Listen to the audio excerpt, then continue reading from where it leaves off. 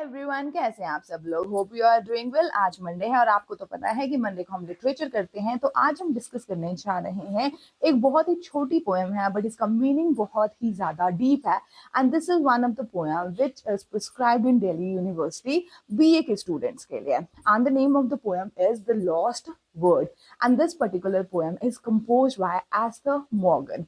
Esther Morgan है कौन, मैं आपको बता देती हूँ। वो हमारे एक ब्रिटिश पोएट हैं जिनका बर्थ कब हुआ है, 1970s में इनका बर्थ हुआ है। ठीक है, इनकी जो फर्स्ट कलेक्शन आई थी पोएम्स की जिसका नाम था बियॉन्ड कॉलिंग डिस्टेंस, जो कब आई थी 2001 में, उसमें ये वाली जो पोएम थी ये भी इंक्लूडेड है। And the name of the poem is the lost word. Word एक शब्द, वर्ड वर्ड नहीं है, पहले बता देती हूँ क्या है ये। वर्ड है मतलब एक शब्द जो खो गया है। आज तक कभी ऐसा सुना है किसी का सामान खो जाता है, थिंग्स खो जाती है, वर्ड्स खो जाता है?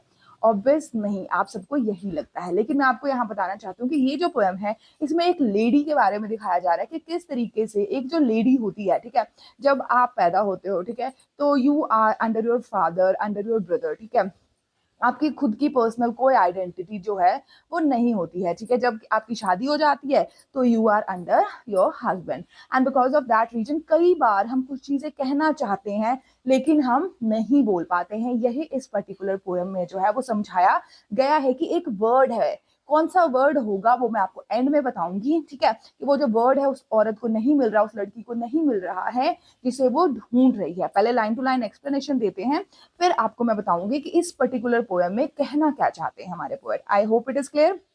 अब देखो, see the first stanza. She has lost a word and searches for it everywhere, behind the sofa, at the back of the dusty cupboard and drawers. She picks through the रबे सैक्स। अब देखो क्या कहता है फर्स्ट स्टैंजा में कि एक लड़की है, एक लेडी है यहाँ पर जिसका एक वर्ड जो है वो गुम हो गया है और उस वर्ड को वो हर जगह ढूंढ रही है। कहाँ कहाँ ढूंढ रही है?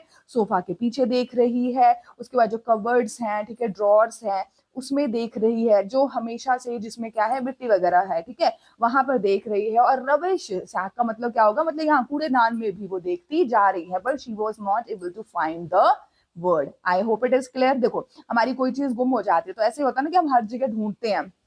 उसी तरीके से जो हमारी लेडी है इस पर्टिकुलर पोएम में, उनका एक वर्ड गुम हो गया है और उसे वो हर जगह ढूंढ रही हैं। अब सेकंड स्टैंजा में देखो क्या कहा जाता है। Under the carpet she find lots of others she had forgotten she had swept under their. अब देखो क्या कहता है, but not the one she is looking for, the trouble is it's small, only two letters, though no less valuable for that. अब देखो second stanza में क्या कहा जा रहा है कि और वो कहाँ कहाँ देख रही है। अंडर द कारपेट, कारपेट के नीचे देख रही है, जिसको उसने जो है कुछ टाइम पहले रख दिया था और उन्हें ये लगा था कि नहीं यार ठीक है, मुझे इसकी जरूरत नहीं है, और आज वो इस चीज को ढूंढ रही है। आई बात समझ में? और जो वर्ड है ना, कोई बहुत लंबा चौड़ा वर्ड नहीं है, सिर्फ दो लेटर से जुड़कर बनने वाला एक वर्ड है। She is finding here and there, और वो वर्ड जो है वो नहीं मिल रहा है। आई होप यहाँ तक आपको क्लियर हो गया होगा। अब देखो थर्ड स्टैंजा में क्या कहा जाता है। She stand raking her brain for the last time she use it, but all that comes to mind are failed attempts when her mouth was full of someone else टंग।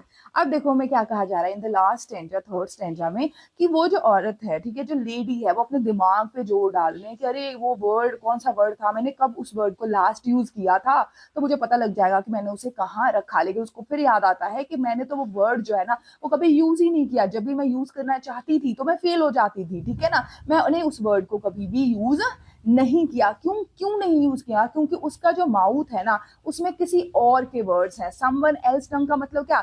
बोल तो आप रहे हो लेकिन आपके वर्ड्स नहीं है, आपकी आइडेंटिटी नहीं है, वो किसी और के मुंह से बोल रहे हो। मैंने आपको पहले ही बताया, एक लड़की जब पैदा होती है अपने बाप के या फिर अपने भाई की बात ही सुनती होती है, आप ये करो ये नहीं करो, ठीक है ना, बस ये कहा जाता है। फिर जैसे उसकी शादी हो जाती है तो वो हस्बैंड के अंडर आ जाती है, उसके सारे कमांड्स को ओबे करती रहती है। आई बात समझ में? और वो कभी भी वो खुद के लिए नहीं बोल पाती है। यही इस पोयम में जो है वो बताया गया है। तो कैन एनीबडी टेल मी कि किस वर्ड की बात हो रही है इस पर्टिकुलर पोयम में?